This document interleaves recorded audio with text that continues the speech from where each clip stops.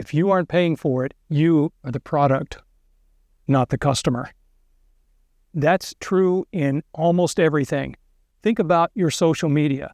Go ahead and try to call customer support. Do you know the number? I'll give you a minute to look it up. Okay, you can't find it. You know why? You didn't pay for it. That means you are, in fact, their product. And products don't get to call customer support. So are you getting a good deal as a product for this free service? That's what you have to decide. And that's a question of privacy. And is that organization giving you enough value for the information you're giving to them and how they're monetizing that? And in particular, do they have the security mechanisms in place in order to ensure that privacy? Security and privacy are really important in all of this. What's the relationship between the two? Sometimes people use the terms interchangeably. Are they the same thing? Are they different? Are they at opposite ends of the spectrum? Let's take a look at that in this video and understand the relationship between security and privacy. Okay, let's take a look at this relationship between security and privacy and see what we can learn. So let's look at a number of different factors here. First of all, the principles that are involved in security versus privacy. Well, in security, if you've seen my videos before, I do a lot of talking about this thing called the CIA triad, where it's confidentiality, it's integrity, and its availability. And these are the three things that we're doing in security all the time. We're trying to make sure that only authorized people can read sensitive data. We're trying to make sure that the data has not been modified, that it has integrity. And we're trying to make sure that the system is up and available to the people who are supposed to have access to it. So CIA, confidentiality, integrity, and availability. That's the concern of security. Privacy also adds to that some other factors, things like notice. In other words, if I'm going to be using your data, I should let you know about that. And I should make sure that you provide consent. You agree to my use of the data and that it's informed consent, not just one of those things where we've got thousands and thousands of words and you can't read through it or understand on the agreement. You just say, yes, please take me through.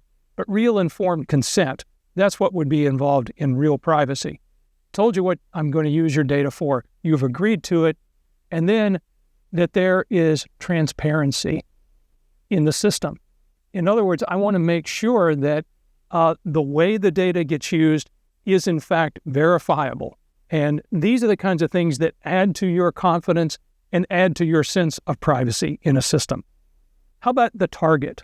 In other words, what would an attacker be after that we're trying to guard against from a security standpoint? Well, it would be digital crown jewels. It would be things like intellectual property that the organization has, like patents or plans or things like that. Business plans, as I just mentioned. It could be pricing, could be customer databases, this kind of stuff. That's what we're really focused on from a security standpoint, typically with organizations. Now over here on this side, what are the things from a privacy standpoint? Well, we're going to be looking at things like personal health information or personally identifiable information. Your name, your address, your date of birth, your social security number, national ID number, credit card numbers, things like that. These could all be part of what we're trying to guard against in terms of privacy. Now let's take a look at threat actors. So who are the people we're trying to guard against over here? Well, we've got these bad guys, these attackers, and they want to try to get into the system. So it's basically hackers that we're concerned with. We tend to think of them as outsiders. They could be inside attackers, but in other words, these are the attackers that we see. Over here on the privacy side, not only do we have the threat of hackers that I just mentioned from a security standpoint, but in fact, we could even experience an attack from within the organization that is collecting all of our information. So that company that's collecting all that information, how are they using your information? They could in fact be the bad actor if we're not careful, if these policies and procedures are not really followed well. How about regulations? Well, there are industry-wide regulations, and it depends on what market, what industry you're in, as to what regulations will apply to you. But in particular, for instance, the credit card payment system, PCI, the Payment Card Industry Data Security Standard, is a well-known global standard that must be followed if organizations are going to process credit cards. Some other things, a U.S.-specific example, Sarbanes-Oxley, is something that involves companies that are publicly traded and that their information has to be secure and verified. There are a lot of other examples. Now, how about regulations on this other side, on privacy? Well, in Europe in particular, there's the Generalized Data Protection Regulation, GDPR. And I say in Europe, but in fact it affects companies all around the world. You should talk to your lawyers to find out whether you are subject to this, but I'll just say, just because your organization doesn't operate in Europe doesn't mean you're free from the responsibilities of GDPR. And they are extensive, and the penalties are extensive. For instance, one of the things GDPR introduces is the right to be forgotten. That is, all of my information that I've given this organization, if I later change my mind and say, pretend I never was here, forget you ever knew me, they have to get rid of that. And all the people they've shared it with have to be able to do the same thing. That's not necessarily an easy thing to do. We've also got things like in the U.S., the HIPAA, the Health Information Portability Act. I don't remember the full acronym, but that's what it's about, health information, and trying to preserve that. There are other examples, but you see that there are regulations on both sides of this equation. Now, what's the primary target of the attacker over here on this side when we're dealing with a security case?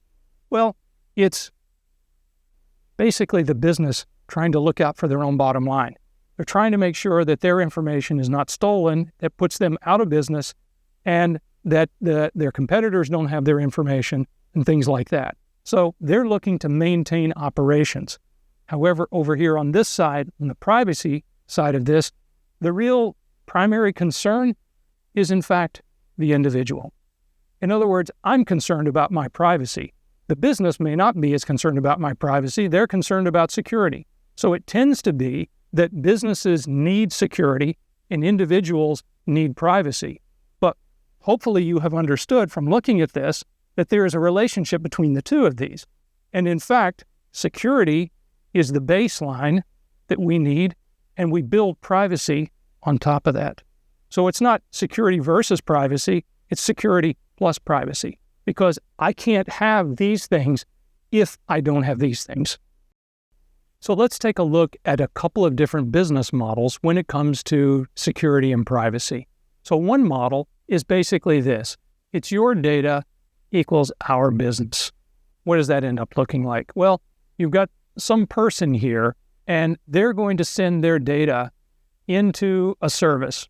Again, this could be social media, this could be an e-commerce site, it could be a lot of different things. They send their data in, but then this organization also interacts with other organizations, and they forward that data to a lot of these other organizations. Why do they do that? Well, because they're getting money back in each one of these cases. So in that case, your data that you're putting in, you're paying nothing for this, but they're monetizing and being able to pay for this on the back end by selling your data to other organizations. So that's your data is our business, and not so good for this guy unless he's fully aware of everything that's happening in that case. Now, another business model is basically this. Your data equals your data. In this case, our user sends their data into a service of some sort. That service uses the information, but doesn't send it on. So how are they able to support their business? Well, it's because you're also having to probably pay for that. So you're putting something in, but in exchange, it's your data remains your data. The bottom line is, enlightened businesses understand that protecting customer privacy is in their best interest. Even if they have this type of model, they still should follow procedures and policies that protect the user's information. Because as you've seen from this, security and privacy are very important, both to the business and to users. And enlightened businesses realize they need both. If you like this video and want to see more like it, please like and subscribe. If you have any questions or want to share your thoughts about this topic, please leave a comment below.